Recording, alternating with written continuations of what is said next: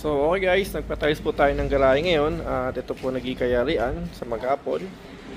Ayan, so halos nangalahati na po sila. Then meron po tayong tiles doon, meron pa tayong adhesive, semento, buhangin, okay pa naman. And then hanggang sa matapos yan, makakompleto naman din natin yan. So ito po yung naging kayarian niya. Bali 40 by 40 tiles po ito. Ayan. And then ano po, wrap po siya, no? Yan, medyo magaspang po siya. Yan, so ito yung magiging parang ano ng garahe ngayon kasi kumpara dito before, yan buhangin talaga, I mean semento pero may buhangin talaga dyan. So ngayon medyo malinis na siyang tingnan, and then at the same time mas madali tayo mag-iisang garahe ngayon. So lampaso lang yan, panigurado mas malinis, no? So magiging magandang garahe tsura pag nakapark yung ating masakyan. Okay, so bukas balik na lang po sila ulit hanggang sa matapos ito.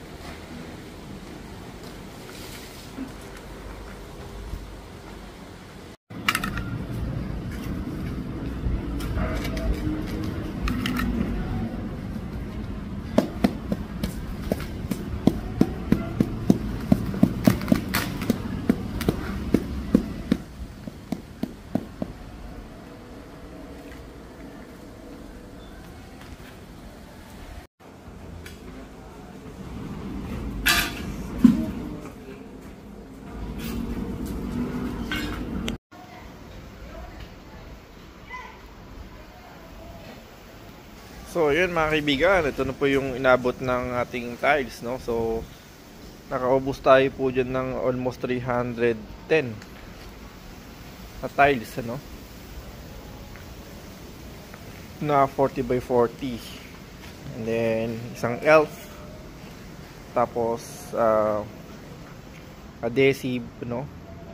5 pirasong adhesive, tapos 15 ano semento para sa kaluwangan nito, kubuan nating garahe. Ayan, no? So bukas grout na siya.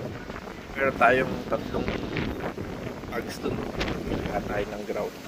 Yun ang ilalagay na dyan. Ayan. Ayan na. So magaspang po ito, no? Eh, Hachi, ba't nandiyan ka? Oh, dami niya fingerprint to. Ayan.